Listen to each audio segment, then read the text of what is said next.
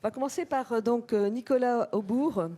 Donc, tu es le président du pôle de compétitivité francilien Astec, donc filière aéronautique. Et la première source de financement de l'entreprise industrielle, ce sont les clients. Et donc, quel rôle ont les pôles de compétitivité et les grands donneurs d'ordre pour consolider et développer la supply chain, d'une part? Et pourquoi la notion de supply chain est-elle essentielle? Bonjour à tous. Oui, effectivement, la supply chain est extrêmement importante pour pouvoir redévelopper l'industrie en France sur la base de l'innovation. Et je vais donc prendre l'exemple de l'aéronautique que je connais peut-être un petit peu mieux. L'aéronautique en France, bien sûr, est associée à un certain nombre de très grands noms. On pense à Airbus, on pense à Dassault Aviation, Zodiac, Thales, Safran et ainsi de suite. Mais il est extrêmement important de comprendre que tout ne se passe pas dans ces grands groupes. Et en fait, c'est bien le fonctionnement global d'une supply chain, son agilité, son efficacité, qui vont permettre de créer une différenciation compétitive.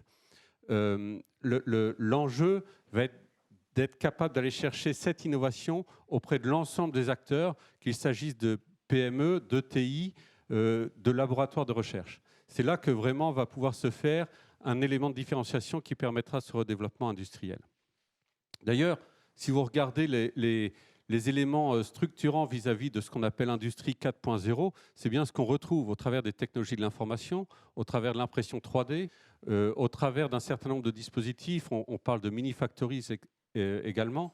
Le point clé, c'est d'arriver à faire fonctionner de façon beaucoup plus rapide, beaucoup plus agile, l'ensemble de cette chaîne d'acteurs au service d'un marché, au service de clients finaux. Alors pour pouvoir illustrer concrètement cet enjeu et le rôle donc complémentaire des grands groupes et des PME-ETI, je voudrais prendre un exemple concret. Alors excusez-moi, je vais partir un petit peu dans la technique, mais il s'agit vraiment de vous montrer les enjeux avant d'aborder derrière les aspects financiers. Lorsque vous regardez un moteur d'avion, c'est grosso modo 3000 pièces, un joli puzzle, mais dans ce puzzle, vous allez trouver une cinquantaine de pièces qui vont être structurantes. Les 50 pièces que vous posez en premier sur la table et à partir de laquelle vous allez créer une image complète. Quand vous travaillez dans un grand groupe, les sujets sur lesquels vous vous concentrez, ce sont ces 50 pièces. Et vous avez tendance à négliger toutes les autres pièces. Vous vous concentrez finalement sur 2 à 3% des pièces du moteur, qui représentent peut-être 30% du coût de production total et probablement 70% de la performance fonctionnelle du produit. Et vous négligez tout le reste. Et là, les grands groupes sont face à un enjeu absolument colossal aujourd'hui, savoir mobiliser leur supply chain pour aller exploiter tout ce complémentaire, les 98% de pièces qui vont représenter au final 30% de différenciation fonctionnelle sur le produit. Prenons un exemple très très concret. Vous êtes chez Safran et vous travaillez sur le domaine des moteurs. Si vous faites de l'innovation, ce sera l'aube de turbine. Cette aube qui est au fin fond du moteur, que je pourrais vous en parler pendant une demi-heure, je ne suis pas sûr que ça vous passionnerait, mais cette aube qui est absolument essentielle vis-à-vis de la consommation du moteur et ainsi de suite. Qu'est-ce que voit le client lorsqu'il regarde un moteur? Il ne voit pas du tout cette aube. Elle est au fin fond du produit, il ne la voit pas. Qu'est-ce qu'il voit? C'est l'ensemble des canalisations, des harnais électriques, des petits supports qui vont l'embêter pour réaliser les opérations de maintenance. Ces opérations, vous devez débrancher et puis à un moment donné, vous devez vérifier l'étanchéité, la continuité électrique et ainsi de suite. Donc le client, il ne voit pas nécessairement l'excellence technologique. Lui, il voit l'importance opérationnelle de son produit. Et là, l'agilité de PME et d'ETI sera extrêmement importante pour pouvoir aller répondre de façon ponctuelle, de façon continue, par une innovation marginale à tout un tas de petits enjeux qui intéressent le client. C'est ça l'enjeu aujourd'hui auquel doivent faire face les grands groupes. Non seulement, bien sûr, traiter l'innovation stratégique sur leurs 50 pièces critiques, mais également savoir adresser les 2950 pièces autres, un peu plus secondaires, mais en fait réellement importantes pour le client. Donc ça, c'est le premier enjeu, savoir mettre en mouvement l'ensemble d'une supply chain de façon continue avec une coordination extrêmement forte. Par rapport à ces sujets-là, on peut le prendre sous deux angles ensuite. Il y a un angle purement technique. Vous avez un angle qui est quelle est l'opportunité de marché, quel est le besoin du client, quelle est la technologie appropriée, quel est le produit qu'il faut déployer. Ça, ce sont les pôles de compétitivité qui vont savoir le traiter. Donc, ils vont savoir mettre en relation un certain nombre d'acteurs pour pouvoir identifier des opportunités d'innovation technologique. Mais vous comprenez bien que dans ce redéveloppement des rôles au sein de la supply chain, il va falloir aussi regarder un aspect financier. les modes de financement, le partage du risque, le développement économique finalement de l'ensemble de ces acteurs, avec des points qui ont déjà été évoqués, des aspects de confiance, des aspects de solidarité, des aspects de gestion commune face à une évolution du marché. Et là, on va trouver le rôle de la communauté financière. Donc si j'ai un message, si je souhaite que vous reteniez une chose aujourd'hui, c'est le point suivant. Au travers de l'industrie 4.0, il y a une redistribution des rôles extrêmement importante au sein de la supply chain. Les PME, les ETI vont avoir un rôle dans l'innovation qui est extrêmement important. La communauté financière doit savoir accompagner cet élément-là en regardant la nouvelle distribution des risques, en regardant, bien évidemment, comme d'habitude, la pertinence technologique et l'intérêt en termes de différenciation sur ces éléments-là, mais également la capacité d'insertion d'une PME ou d'une ETI dans un écosystème, dans une supply chain. Ça, c'est un élément extrêmement fondamental sur la capacité de développement à venir de cette PME-ETI, sa connexion, son intégration au sein de la supply chain vers les grands donneurs d'ordre. Voilà ce que je souhaitais partager extrêmement rapidement. Franchement, c'est top. Merci Nicolas. Alors, tu as prononcé plusieurs fois le mot supply chain et comme je tiens le micro, je ne peux pas m'empêcher de vous signaler la présence de Caroline Mondon. Caroline, tu peux te lever, s'il te plaît. Donc, qui est la présidente de FAPIX, donc l'association supply chain la plus réputée en France, française. Merci, pardon. Caroline Mondon, donc, et toute l'association est partenaire du pôle. Ils sont venus en force, donc je tenais à les saluer. Voilà. Caroline, merci.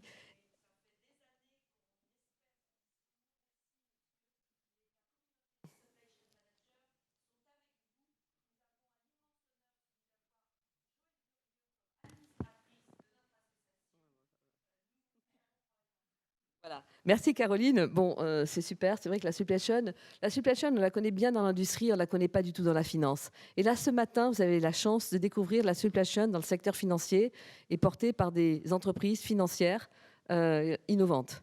Voilà. Alors là, maintenant, je vais passer la parole à Florent.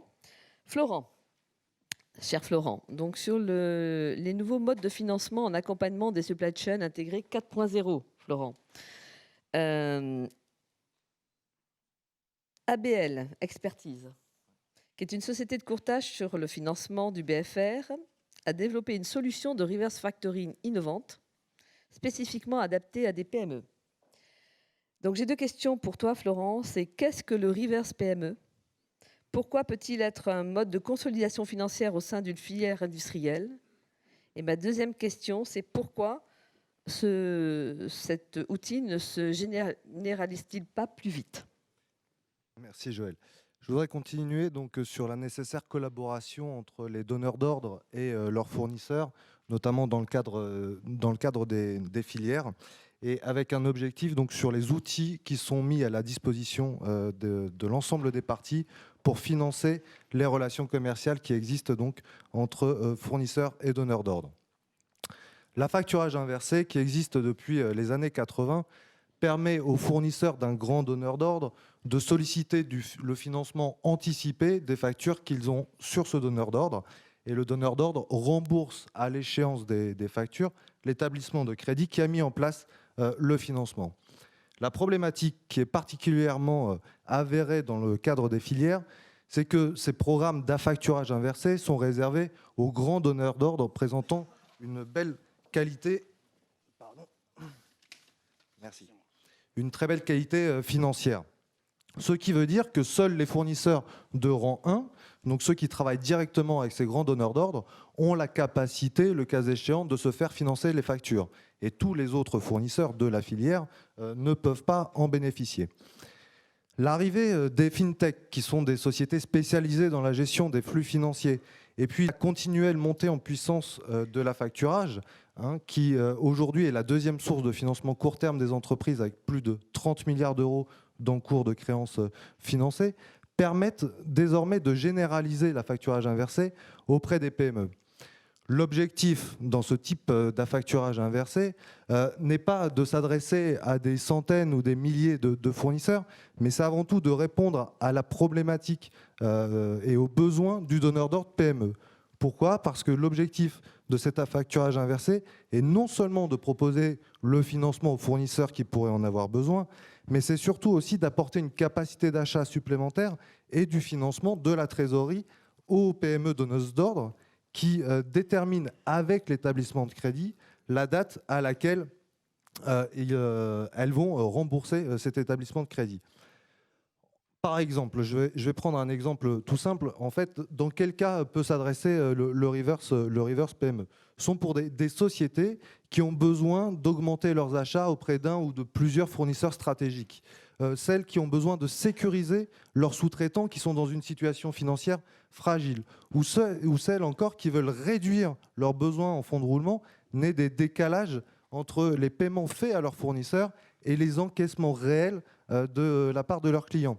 C'est le cas des sociétés, PME, qui ont des cycles de production relativement longs, de celles qui doivent porter des stocks conséquents, ou encore de celles qui, par exemple, travaillent à l'exportation et subissent des délais de règlement du fait des durées de transport ou des habitudes de paiement des pays concernés. Donc, ensuite, pourquoi, la deuxième question, pourquoi cet affacturage inversé est-il très limité, est-il donc en nombre et en termes de cible, c'est-à-dire jusqu'à présent qu'aux très grands donneurs d'ordre?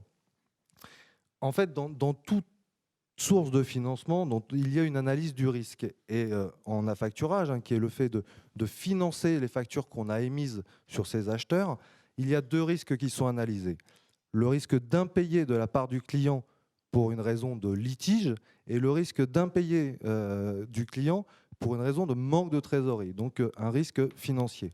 En affacturage inversé, le risque de litige est évacué parce que seules les factures qui ont été validées par le donneur d'ordre, par l'acheteur, sont financées par l'établissement de crédit. Mais le deuxième risque, le risque lié à l'incapacité de paiement finalement du donneur d'ordre, subsiste. Et en l'occurrence, c'est pour ça qu'on réservait l'affacturage inversé qu'aux très grands donneurs d'ordre, qu'aux sociétés présentant une solvabilité financière à toute épreuve.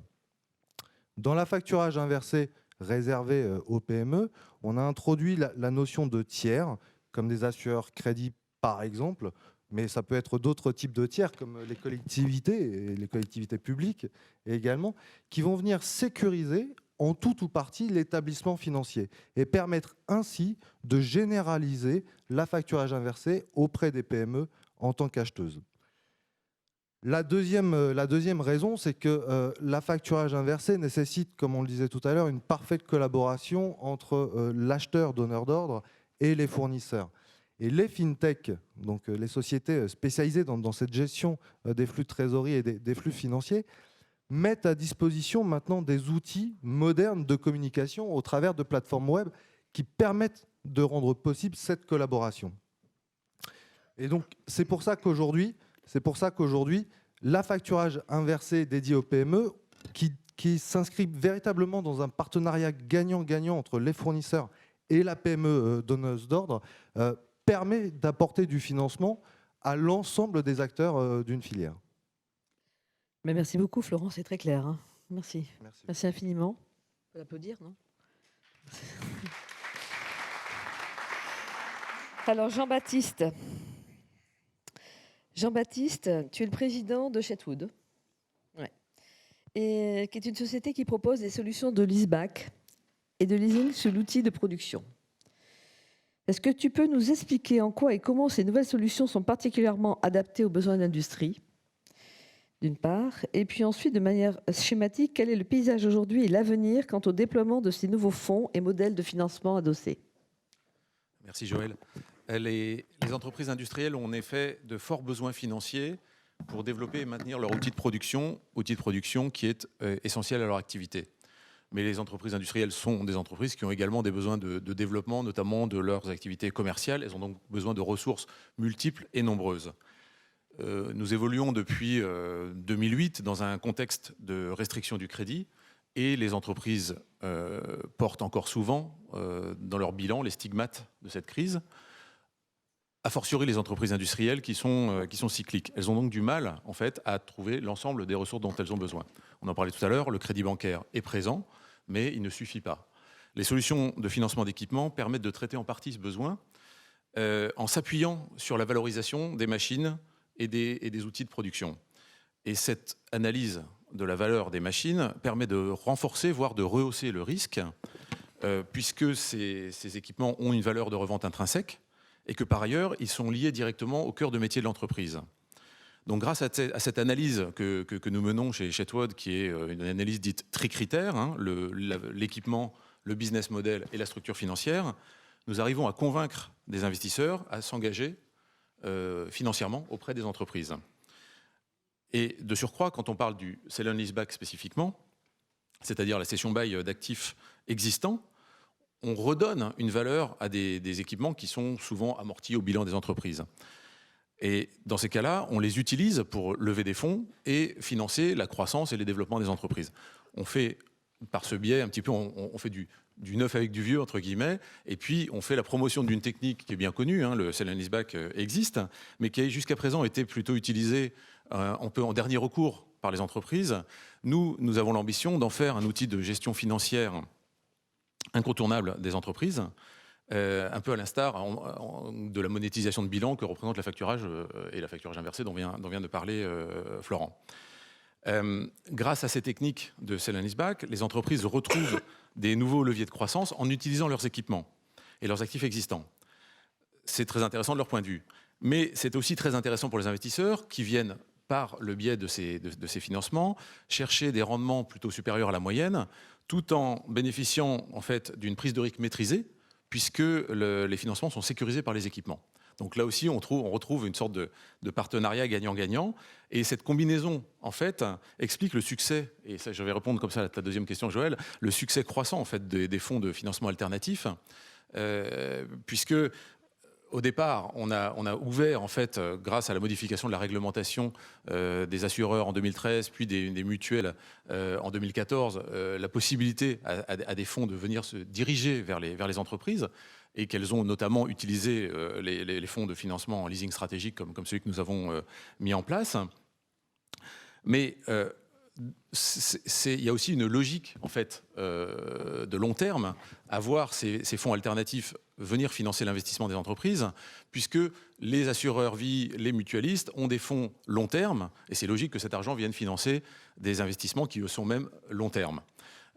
Donc moi je pense qu'on va avoir chez les clients, et nous on le voit maintenant de plus en plus chez les clients de Chetwood, une stratégie financière qui va être de combiner des ressources bancaires et des ressources alternatives. Et donc on voit se mettre en place progressivement, et je crois que le fait qu'on soit tous là aujourd'hui en est aussi une illustration éclatante, un monde financier qui non seulement concerne les banques, mais aussi tout un nombre d'acteurs nouveaux, donc les financiers alternatifs, qui viennent prendre place aux côtés des banques dans un partenariat auprès des entreprises. Voilà ce que je voulais dire un petit peu sur les solutions de financement d'équipement et la manière dont ils permettent d'irriguer l'économie et d'accompagner les entreprises, et en l'occurrence les entreprises industrielles, qui sont donc le tissu riche d'une France en mouvement. Merci. Merci beaucoup. Alors, c'est très bien, puisque maintenant, on va enchaîner avec les cafés Le Gall. Et donc, vous allez témoigner d'une sortie de crise via ce type d'outil. Voilà. Et donc, ma question, c'est que vous ont apporté les solutions de Chetwood dans votre situation de crise? Et ensuite, en tant qu'industriel, quelle est votre vision des ingénieries nouvelles à déployer pour contribuer au rapprochement entre le monde de la finance et le monde des industriels et des PMI en particulier? Bonjour. Bon, déjà, la tête, c'est la mienne, c'est pas celle qui est sur la photo. Oui. Il y a une petite erreur. Mais c'est bien moi, Yves Renaud. Mais c'est vous. Donc, je suis directeur général des Cafés Le Gall depuis 1982. C'est une entreprise 100% française qui est le 3e torréfacteur français, derrière quelques grosses multinationales qui se sont en plus un peu concentrées.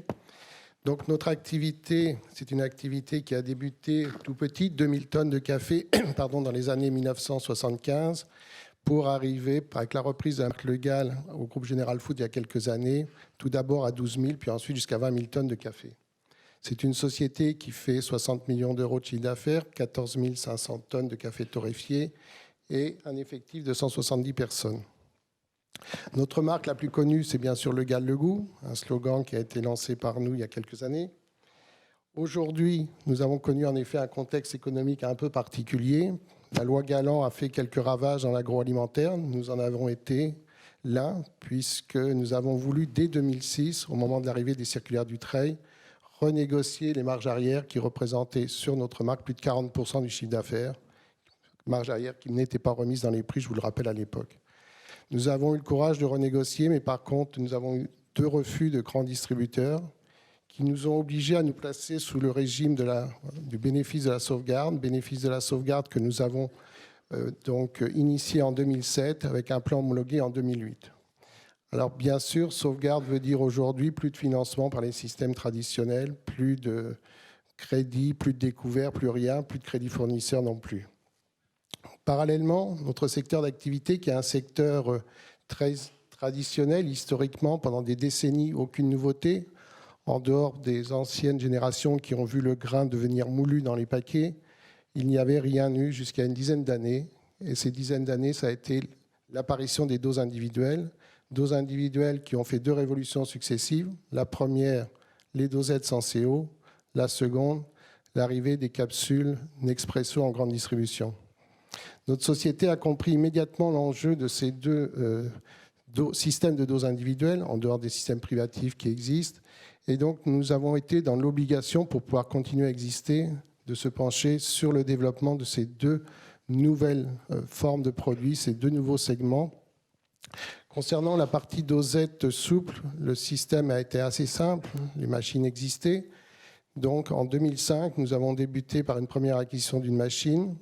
Puis, cette sauvegarde survenant, nous nous sommes trouvés confrontés à devoir financer 2 nouvelles machines, puisqu'à titre anecdotique, en 2005, nous faisions, Jean-Baptiste Magnal, je sais bien, 25 tonnes par mois. Aujourd'hui, on fait 24 tonnes tous les 2 jours sur ces mêmes machines, sur ce même concept. Deuxièmement, le système des capsules Nespresso. Nous sommes une petite PME, nous ne pouvons pas affronter un groupe multinational que vous connaissez très bien, il fait beaucoup de publicité, sans prendre des précautions. Donc cette approche du système, nous avons été obligés de la faire dans un système sécurisé. Et pour ça, nous avons voulu absolument développer une capsule compatible qui serait brevetée, qui serait sans aucune infraction, ni avec les brevets des machines, ni avec les brevets des capsules. Pour ce faire, nous sommes une petite entreprise, nous avons un peu de recherche et de développement. Nous avons investi plus de 3 millions d'euros dans la recherche et le développement dès 2010. Dès 2011, on avait une capsule que l'on aurait pu produire. Malheureusement, faute de financement, nous n'avons pas pu être présents sur le marché. C'est à ce moment-là qu'on a rencontré Jean-Baptiste Magnal, qui nous a proposé diverses réflexions. Ces réflexions ont surtout abouti en effet sur le sell and leaseback aujourd'hui. Et nous avons fait une première opération en juin 2010 qui portait sur un montant de l'ordre de 3 millions d'euros, qui était donc exclusivement du matériel qui est votre propriété, que vous avez totalement payé, qui est en exploitation, en production, et que nous avons cédé dans le cadre d'un contrat de sell and leaseback sur un montant net de plus de 2 750 000 euros. Les banques n'ont toujours pas cru en la société Le Gall, n'ont toujours pas voulu s'associer à nos divers développements, et donc nous avons été obligés, dès 2002, dès juin 2012, de faire une deuxième opération qui, elle, avait pour but non pas de faire un financement à 100%, mais de nous apporter le cash nécessaire à la partie, on va dire, comptant que nous devions faire dans le cadre d'acquisition de machines qui représentaient un investissement de plus d'1 million d'euros. Donc nous avons fait un petit montant, 440 000 euros, qui nous ont permis d'enclencher le processus d'un crédit bail traditionnel avec les banques. Puis, notre système bancaire n'ayant pas encore beaucoup évolué, malgré la très très grande, on va dire, force qu'a mis BPI pour nous aider dans tous ces processus, nous avons été obligés de concourir une 3e fois avec toujours l'opération sell and leaseback et la société Shetwood en juin 2015 à une nouvelle opération de 3 200 000 euros qui nous a permis enfin d'enclencher vraiment le processus de vente des capsules. Nous avons perdu 2 ans puisqu'on aurait pu les lancer dès fin 2011. Nous avons lancé fin 2013, faute de financement. On aurait pu être une belle start-up puisqu'à l'époque, nous aurions été juste derrière l'or et certainement avec des parts de marché, une valeur ajoutée énorme de ces capsules, comme vous pouvez l'imaginer. Donc, grâce à cette troisième opération, nous avons pu refinancer à nouveau nos équipements et recourir à nouveau à des investissements qui nous permettent enfin aujourd'hui d'aborder le problème d'une usine moderne. Nous avons une usine qui est très ancienne, qui est du matériel très robuste, mais nous avons un produit chez nous, un investissement qui est le cœur du métier, c'est la torréfaction. Ces appareils d'ailleurs qui ont été refinancés à l'époque par la société Chetwood nous ont aujourd'hui été bien utiles, mais ils arrivent en fin de vie. Et donc, nous avons été obligés de se lancer pour sécuriser l'entreprise, pour sécuriser l'ensemble du process, que ce soit le café torréfié traditionnel, les capsules, les dosettes souples, d'investir dans une nouvelle torréfaction, 3 millions d'euros. Et là, à nouveau, nous sommes en attente du système bancaire. Mais nous avons eu la réussite avec M. Jean-Baptiste Manet.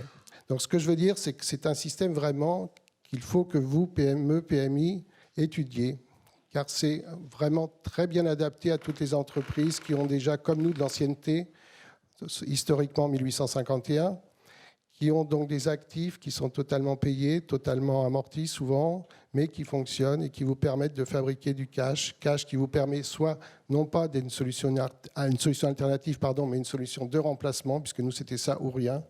Dans la deuxième hypothèse, c'était ça pour pouvoir obtenir, en effet, avec les banques, un financement traditionnel. Pour répondre à votre deuxième partie de question, je pense qu'il faut absolument aussi que les banques prennent en considération ce moyen de financement pour les PME, PMI, car on ne peut pas avoir toujours la trésorerie qui est immobilisée pour obtenir des financements ou d'entendre dire « donnez 100 en garantie, je vais vous prêter 100 ». Ça, on savait déjà faire. On l'a fait nous-mêmes et c'est comme ça qu'on a investi tout de même 15 millions d'euros en 5 années. Donc, ce que je pense aujourd'hui, c'est que ces nouveaux systèmes doivent être complémentaires avec le système traditionnel et en particulier avec BPI, qui est vraiment pour moi un acteur qui doit jouer un très, très grand rôle dans les prochaines années sur les PME, PMI comme nous, car aujourd'hui, ils sont, je dirais, peut-être un peu trop en attente des décisions bancaires. Je pense qu'ils devraient devenir beaucoup plus directifs, beaucoup plus preneurs de dossiers, étudier le dossier et quand les dirigeants, quand les entreprises n'ont pas le cash, suggérer le genre de recours à ce type d'investissement, à ce type de financement. Je terminerai mon exposé en disant que pour moi, l'avenir, c'est certainement une opération tripartite, des opérations sell and leaseback qui apporteront une sérénité de cash sans être forcément des montants énormes, une bonne application de BPI qui n'hésite pas aujourd'hui en effet à donner des garanties, à faire des financements en crédit bail. Et le troisième volet, ce sont les banques traditionnelles qui doivent reprendre confiance un peu dans les PME, même si une PME connaît par moment des difficultés diverses ou variées, plus ou moins longues. Ce n'est pas parce qu'on a été malade pendant quelques mois qu'il faut nous faire mourir en quelques années. Merci beaucoup. Je voudrais dire aussi une dernière chose, c'est que l'approche que font ces sociétés type Chetwood est une approche qui prend le passé en second plan. Ce qui les intéresse, c'est votre devenir, c'est votre futur. Ce n'est pas ce qui vous est arrivé il y a 6 mois, il y a 1 an. C'est ce que vous allez faire avec vos investissements, avec votre projet, avec votre perspective. Et je pense que ce serait un bon mode de philosophie et de réflexion de l'étude de nos dossiers de financement pour les PMI. Voilà, bravo. Je vous remercie. Merci.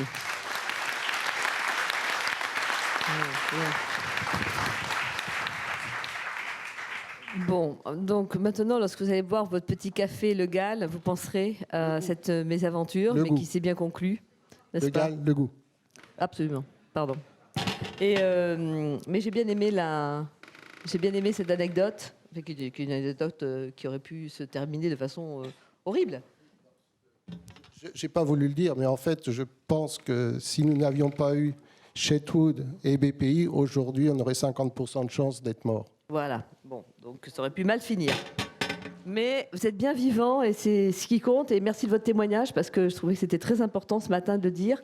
Et alors maintenant, nous allons passer la parole à Henri Elbaz, donc qui a la lourde tâche de représenter le secteur bancaire. On a dit qu'il était très utile. Et justement, Henri, tu vas nous dire comment la banque contribue à accompagner le déploiement de ces nouveaux outils de financement. Et puis aussi, quel est l'intérêt porté par la banque que tu représentes sur le panorama offert par les fintechs en matière d'outils de financement alternatifs et innovants. Rassure d'abord les entreprises, on veut qu'elles vivent et qu'elles croissent. Donc il y a pas mal de fonds non cotés qui sont aujourd'hui à la disposition des entreprises pour les accompagner dans le développement. Mais rapidement, évidemment, je dirais le secteur des fintechs est en train véritablement de bouleverser un peu le mode de distribution pour les banques aujourd'hui. Et pour nous, ces sociétés-là, un peu des antennes. On n'est pas, je dirais, des antennes pour ce qui va configurer un peu le développement des banques de demain. Je rappelle que, pour faire très court et très simple, une banque, aujourd'hui, elle pense un produit, elle a une équipe commerciale, elle vend ce produit à un client, qu'il soit un client privé ou une entreprise. Que ce soit des sell and leaseback ou des reverse à facturage. Aujourd'hui, le rêve de toute banque, c'est bien sûr d'améliorer la transversalité. Elle a un sujet de rentabilité. Elle veut que ce soit un client privé ou un client, entreprise ou institutionnel, offrir une palette de produits. Et aujourd'hui, toutes ces sociétés fintech qui vont aider à une meilleure, transversalité dans l'offre de produits pour la banque. Et aujourd'hui, il y a un point qui nous intéresse énormément. Donc, et je prends un peu l'exemple, ce qu'on appelle communément les GAFA, les Google, Amazon et Co. Vous le savez, c'est pas le client qui l'intéresse, entre guillemets, mais c'est plutôt la donnée, comment se comporte le client. Donc ça, c'est un point qui nous intéresse énormément. Donc on regarde beaucoup les fintechs sur ce point-là. Le deuxième point qui nous intéresse aujourd'hui dans la banque, c'est bien sûr l'amélioration du contact client. Alors, je ne représente pas une banque de détail, mais vous savez que toutes les banques de détail se posent, est-ce qu'il faut plus, moins d'agences, comment amener le client dans une agence, comment prendre les rendez-vous. Donc, il y a plein de sociétés qui sont là pour, déclencher ce rendez-vous et pour attirer le client à l'agence, etc. Mais si on regarde du côté entreprise ou même du côté client privé, aujourd'hui, il y a des sociétés qui se développent pour, entre guillemets, nomenclaturer ou partitionner le flux. Je pense que vous êtes tous bancarisés, vous avez tous accès à un compte Internet et vous avez vu apparaître maintenant aujourd'hui, ça c'est une dépense télécom, ça c'est une dépense loyer, etc. Bon, on se trompe encore parce que, à titre personnel, de temps en temps, il me met des PV, mais c'est pas grave.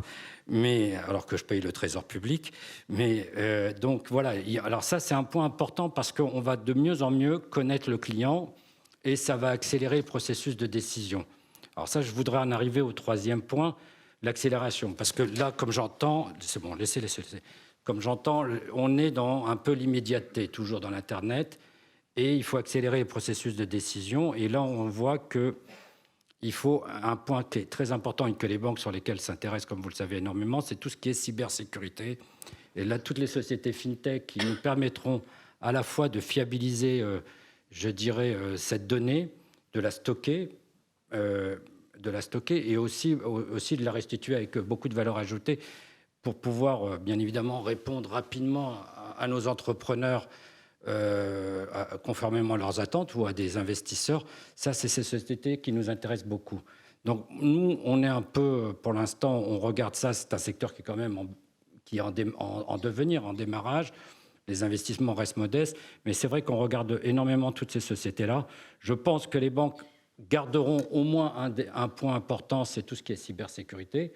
On l'a vu avec tous les GIE de carte bleue, etc. Ça, on est très en pointe là-dessus. Et pour finir, je pense qu'il ne faut surtout pas opposer fintech et banque, parce que je pense que des activités, si elles sont fortement utilisées, si elles sont conformes à la réglementation, sont inévitablement intégrées dans le secteur bancaire à terme. On l'a vu déjà avec quelques exemples très récemment. Merci beaucoup. C'est bien, Henri, parce que donc, toi, tu représentais le secteur bancaire autour de cette table. Et je vais en profiter pour rappeler qu'au sein du pôle, donc, des 6 filières, donc la banque est forcément représentée, et qu'elle travaille aujourd'hui à un livre blanc sur la transformation digitale du secteur bancaire, livre blanc donc, qui sera lancé par le pôle, mais aussi donc, présenté par Madame Barbara Layani l'année prochaine. Et donc, ce groupe de travail associe bien évidemment les fintechs et les professionnels de la banque pour réfléchir donc à la façon dont ce secteur va relever ces défis digitaux. Donc, merci beaucoup Henri d'avoir représenté ce secteur. C'était très clair. Alors maintenant, je vais passer la parole à Patrick. Patrick, vous êtes le directeur de la Caisse mutuelle de garantie de la mécanique et directeur du financement de la Fédération des industries mécaniques. Et donc, vous êtes en quelque sorte à l'intersection du secteur financier et du secteur industriel. Donc, cher Patrick, j'ai 2 questions. Quel est le rôle de la FIM en matière de financement des industries ? Et puis ensuite, comment les fédérations professionnelles contribuent-elles à l'émergence de nouveaux partenariats financiers permettant de mieux accompagner les besoins des industriels? Donc je vais essayer de vous répondre, mais je vais me lever parce que je ne vous vois pas bien derrière ce pupitre. Et puis, ce n'est pas moi non plus sur la photo. Oui, je sais, oui. J'espère que vous l'aurez remarqué. Alors, en fait, en 2 parties, qu'est-ce que la FIM, qu'est-ce que l'organisation professionnelle fait dans le financement des entreprises et qu'est-ce que les outils financiers que nous avons développés font. L'organisation professionnelle n'est pas un financeur, mais c'est une organisation qui fait du lobbying et qui donc défend les entreprises. Et je citerai trois exemples, peut-être un 4e très rapidement. C'est au début des années 2000, la fédération s'est battue pour la suppression de la taxe professionnelle. Et ça, c'est quand même une grande victoire de notre fédération. Et il y a quand même du financement derrière, ne serait-ce que par des économies de taxes. Il y a aussi le programme ACAMAS, que certains d'entre vous connaissent peut-être. La fédération a monté un programme pour que les entreprises, les PME, puissent réfléchir à leur stratégie. Et donc ces programmes étaient financés. On est allé chercher des financements en région, des consultants qu'on a sélectionnés pour financer en fait la stratégie future de tout notre tissu de PME. Alors j'ai oublié de dire que la FIM, c'est l'industrie mécanique, donc c'est 30 000 entreprises en France, c'est 120 milliards de chiffre d'affaires. Alors carrément que des PME à part 2 ou 300 ETI. C'est 50% à l'export et c'est énormément de recherche et de développement. Même si on n'est pas dans l'innovation, dans la grande innovation, il y a une recherche et un développement constant. Et aujourd'hui, la FIM, elle est investie à fond dans l'usine du futur, ce qu'on appelle plutôt l'industrie du futur, qui va permettre à tout ce tissu de PME de se mettre up-to-date, notamment sur les aspects de numérisation, donc les aspects de production. Mais il n'y a pas que ces aspects-là, il y a aussi les aspects sur l'évolution des marchés, comment répondre aux nouveaux marchés, les aspects organisationnels et aussi les aspects RSE, responsabilité sociale et environnementale. Donc, tous ces thèmes sont pris en compte pour fabriquer l'usine du futur. Et d'ailleurs, je vous recommande la lecture de cet ouvrage qui vient de paraître, qui s'appelle « Le guide pratique de l'usine du futur », donc qui est édité par la FIM avec d'autres partenaires, évidemment, comme le CETIM, qui est très actif. Et donc, vous pouvez d'ailleurs télécharger, je fais un peu de pub au passage, ce livret en allant sur industrie du futur, attaché, .fim.net. Et donc, disons, c'est un ouvrage qui non seulement décrit toutes ces thématiques, mais propose différentes solutions en fonction de la taille ou de l'activité des entreprises et qui est interactif. C'est-à-dire que vous pouvez aller poser vos questions, faire des commentaires et ça enrichira le guide qui va être évolutif. Voilà. Donc ça, ce sont 3 exemples. Il y en a plein d'autres, hein, mais de ce que peut faire une fédération pour financer en fait la stratégie et l'industrialisation des entreprises. La fédération de la mécanique est un peu originale puisqu'elle s'est dotée d'outils financiers, et je crois qu'aujourd'hui c'est la seule fédération qui en possède encore, d'outils financiers pour le financement de ses adhérents. Et donc nous avons deux outils financiers, une caisse de garantie qui donc fait de la garantie en faveur des banques, et une société de courtage d'assurance crédit. Alors, la première, c'est la Caisse mutuelle de garantie des industries mécaniques, donc, que j'ai le plaisir de diriger, qui est là pour aider les PME dans tous leurs besoins. En fait, nous avons toute une palette de produits que nous avons développés, où nous garantissons les banques et nous avons un partenaire privilégié qui est le Crédit Coopératif, où nous partageons les risques, en fait. Nous donnons notre garantie, le Crédit Coopératif met en place le prêt. Je citerai très rapidement trois produits. Un que nous avons monté avec la fédération et l'UIMM, et notamment avec un fonds qui nous a été doté pour mettre en place des prêts participatifs au bénéfice des PME. Alors, l'intérêt, c'est que les PME sont assez rétives à l'investissement, au fonds d'investissement, parce qu'elles ne veulent pas ouvrir leur capital et leur gouvernance.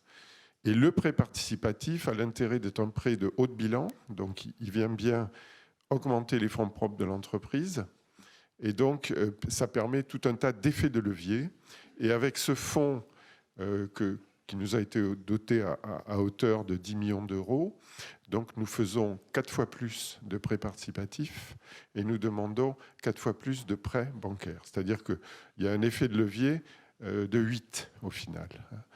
Donc ça, c'est très intéressant pour les PME qui ont des tout petits programmes, que sais-je, par exemple financer un stock de démonstration. Bon, pour un constructeur de matériel agricole, ça va être 200 000 à 300 000 euros. Ce n'est pas facile à financer. Aller doter le capital d'une filiale au Maroc, quand vous êtes sous-traitant d'un constructeur automobile, il faut toujours 200 000 à 300 000 euros. Et là, ça permet de les apporter, disons, sans passer par le système bancaire classique. Et donc, c'est un accélérateur de financement. Il y a aussi un deuxième produit. Là, je vais sur le bas de bilan.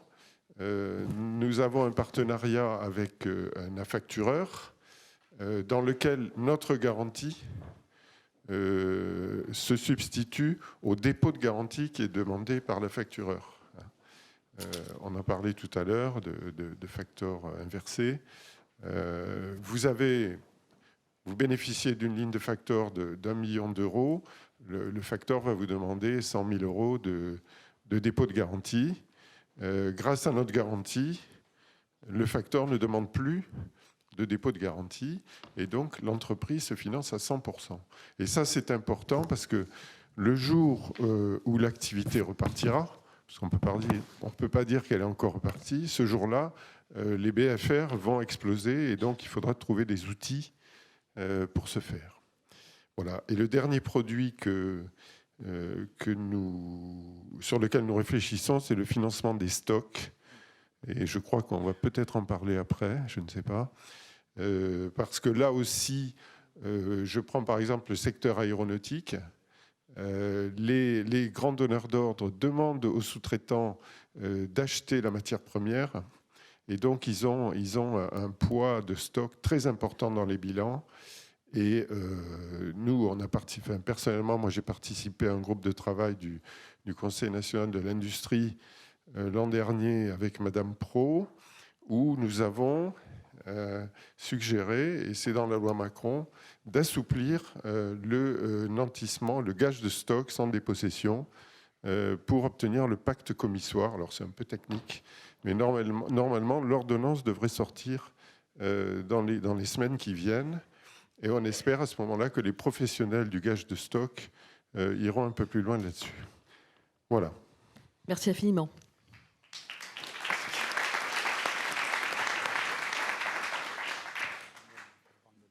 Alors, puisqu'il s'agit aussi des pôles de compétitivité, là, cette fois-ci, je me tourne vers Jean-Luc Ancel, que je ne présente plus, mais que je présente quand même, donc le président de France Cluster et aussi le président du pôle de compétitivité, donc Cosmetic Valley. Jean-Luc. Je ne suis que le directeur général et Ah, le pardon, oui, fondateur. c'est vrai. Le fondateur, comme j'y tiens. Je ne sais pas pourquoi, depuis le début, je te Vous vois n'avez pas président. payé, alors, C'est vrai. Pardon. Mais je te vois toujours président. Donc Jean-Luc, tu es je dirais, un expert en matière de réseau d'entreprise dans les territoires. Et là, comme je te connais et que je sais que tu as une parole libre et que je ne vais pas pouvoir te poser beaucoup de questions parce que tu vas suivre ton idée, cher Jean-Luc, comment contribues-tu, ton association contribue-t-elle donc à la consolidation des réseaux d'entreprise dans les territoires afin que donc tout cet écosystème se parle bien? Vas-y, voilà. Oui, en fait, merci Joël, merci de la présentation. Je vais faire comme j'ai prévu. Voilà. Oui, voilà. Non, mais je pense que donc d'abord, on parle de France Cluster et d'autre part, on parle de Cosmetic Valley. Alors, France Cluster, c'est 200 pôles et clusters qui sont au sein de cette association. 200 pôles et clusters, ça veut dire 50 000 entreprises et ça veut dire 1 million d'emplois. Alors, donc c'est 1 million d'emplois, ces 50 000 entreprises sont fédérées sous forme de pôles de compétitivité ou de clusters. C'est quand même un tissu extraordinaire, mal utilisé, peu suffisamment compris, mais qui représente pour l'essentiel et fortement les PME, PMI. Cosmetic Valley, c'était un cluster, c'est aussi un pôle de compétitivité, on est original pour ça, et j'y tiens parce que c'est extrêmement important d'associer les deux, et je pense que sinon on va un peu dans la mur. Et ça, je l'ai dit. Et Cosmetic Valley, c'est 500 entreprises dans tous les grands mondiaux, mais 80% de PME, PMI. Ces 80% de PME, PMI, elles ne sont pas systématiquement dans des supply chains, c'est-à-dire elles ne sont pas dépendantes systématiquement des grands groupes. C'est plein d'entreprises qui vivent toutes seules sans avoir besoin des grands groupes et qui vendent dans le monde entier leurs produits et le Made in France. Enfin, le Made in France, la marque France, c'est plutôt ça. Coca-Cola se fait en France et il n'est pas tout à fait un produit français. Voilà. Donc ça, c'est pour la présentation. Et je dirais, comment on participe un peu au financement. D'abord, je dirais que notre système, c'est aide-toi toi-même. Hein. C'est un peu comme Socrate, mais sauf que c'est aide-toi toi-même parce qu'en fait, sinon, ça ne fonctionne pas. Et donc, et après, on sera aidé. Et donc, tout ce qu'on a lancé, on le lance avec nos moyens et les moyens du pôle ou les moyens de France Cluster. Alors, je vais déjà parler déjà de la filière. Nous, on revendique le fait qu'un pôle il doit y avoir des pôles moteurs de la filière sur toute la France et pas plein de petits pôles ou plein de pôles séparés, parce que c'est important, parce que ça nous permet d'avoir une stratégie nationale. Quand je parle de la marque France, c'est connu dans le monde entier en cosmétique, il faut avoir une réflexion nationale et pas une réflexion de cluster sur trois régions, sur 2 régions. Donc ça, c'est fondamental. Donc on s'est doté d'un outil, on a créé un fonds de dotation. On a créé un fonds de dotation dont l'objectif, c'est en fait d'avoir une réflexion et une stratégie de filière. Ce fonds de dotation, il est alimenté actuellement par le pôle de compétitivité Cosmetic Valley, mais dans quelques années, et assez rapidement, je pense, ça va devenir un pôle qui va être financé par les autres entreprises de la Cosmetic Valley, parce que les gens vont courir derrière le succès, c'est un très bel outil pour la filière. En fait, quand on a créé ce pôle, on s'est dit, et donc ce fonds, je veux dire, on s'est dit, c'est quand même peut-être bien d'imiter les Américains qui lancent des appels à projets dans le monde entier en disant venez nous soumettre vos projets.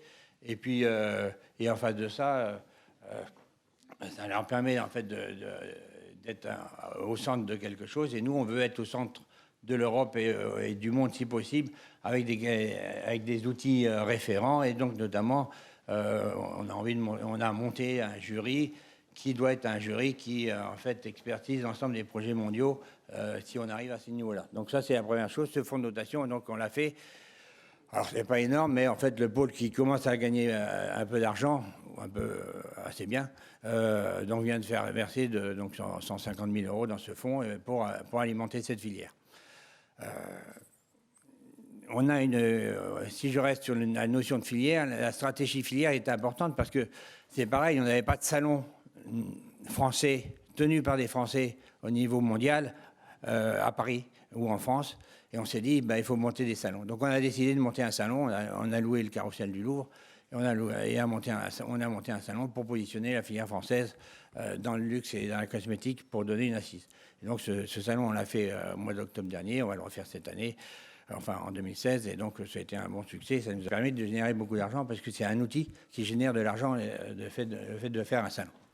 Voilà, donc je quitte la filière, mais la filière c'est important parce que je pense que c'est une réflexion qu'a France Cluster et la Cosmetic Valley en disant, attendez, je pense qu'on doit avoir une politique nationale sur les métiers et sur les pôles.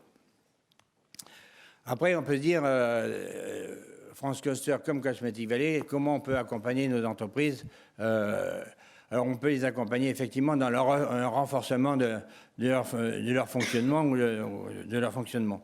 La première chose, alors, Xavier va m'excuser un peu parce que je parle toujours de Cosmetic Valley, mais en fait, on copie, Cosmetic Valley copie France Cluster et vice-versa, donc ça marche assez bien. Nous, on se dit, d'abord, on a modifié nos statuts, on s'est dit, on doit participer, on doit donner au monde de la cosmétique une référence. J'avais eu beaucoup de business angels qui me disent, on ne sait pas, on a plein de propositions cosmétiques, de création d'entreprises cosmétiques, et il y en a beaucoup. Effectivement, c'est un secteur qui marche bien, et c'est un secteur à fort potentiel. Et bien on se dit, ce qui serait peut-être bien, c'est qu'on crée en fait un outil référent, non pas pour remplacer les participations en fonds propres de la banque ou des business angels, parce qu'on n'a pas les moyens, mais peut-être qu'on pourrait faire un outil référent, c'est ce qu'on va faire, en prenant des participations un peu symboliques de l'ordre de 20 000 euros dans des sociétés sur lesquelles en fait on a travaillé et pour lesquelles on va donner, je veux dire, une référence en disant vous avez été retenu par la Cosmetic Valley, donc quelque part vous êtes susceptible d'avoir l'appui des autres et donc ça donnera un peu de caution aux outils financeurs. Donc ça c'est quelque chose qu'on veut lancer. Je pense que France Cluster pourrait le faire aussi parce qu'en fait je pense que dans les métiers, dans les différents métiers, on a besoin de référents. Les banquiers ne sont pas systématiquement au fait de la cosmétique, etc. Et je pense qu'il y a quelque chose à faire. La deuxième chose à faire, c'est si effectivement cet outil référent n'est pas suffisant et si l'accompagnement n'est pas derrière, on peut se poser la question, et on se pose la question, de se dire pourquoi on ne ferait pas un fonds qui alimenterait en fait ce tissu de PME, PMI, de start-up qui viennent de se lancer. Si je ne trouve pas de financement ailleurs, pourquoi je ne ferais pas un crowdfunding sur un fonds qui serait un fonds référent, quoi, et sur lesquels on pourrait actionner. Donc ça, c'est une idée qu'on a. On peut l'appliquer aussi à France Cluster parce que je pense qu'on a capacité de le faire. Alors, en disant aux gens, attendez, investissez dans ce fonds parce que c'est un fonds qui va mettre de l'argent dans des entreprises qui ont été sélectionnées, jugées et qui sont moteurs. Donc, quelque part, je pense qu'on sera suivi si on le fait. Donc, il faut simplement le temps qu'on le fasse parce qu'on est un peu débordé. Voilà. La troisième chose, on a un exemple dans France Cluster. On a Numa qui, en fait, s'est créé son activité. Et comme nous, on est en train de créer notre activité et on a actuellement 70% de fonds privés, Numa s'est dit, nous, on va se structurer, on va faire appel au crowdfunding pour créer notre société. Et donc, Numa s'est transformé d'un cluster, s'est transformé en société. Voilà, et grâce à un crowdfunding. Voilà. La troisième demande qu'on a, je vais vite, la troisième demande, c'est les plateformes. C'est-à-dire, quelque part, on a besoin d'accompagner, on a besoin de fonds, mais c'est peut-être moins fort, mais si je prends la Cosmetic Valley à nouveau, comme je vous ai dit, c'est avant tout des PME, PMI. Des PME, PME, elles ont besoin de vendre, elles vendent dans le monde entier. Donc on a besoin peut-être d'abord de les accompagner, c'est ce qu'on fait sur les salons internationaux à Shanghai, à Pékin ou à Hong Kong. Ou à Dubaï, mais aussi, je pense qu'il faut penser aux nouvelles techniques. Les nouvelles techniques, c'est créer des plateformes de commercialisation, genre Alibaba, mais très fortement dédiées Made in France, haut de gamme, etc. Et ça, c'est un besoin qu'on a. La deuxième chose, c'est on est en train de faire avec France Cluster la bartierisation, c'est-à-dire en fait, on crée des plateformes avec l'appui de la Caisse des dépôts. On crée une plateforme qui nous permet d'échanger des services ou d'échanger des moyens. Voilà. Et c'est à peu près tout. Je vous remercie. Voilà. Merci Jean-Luc.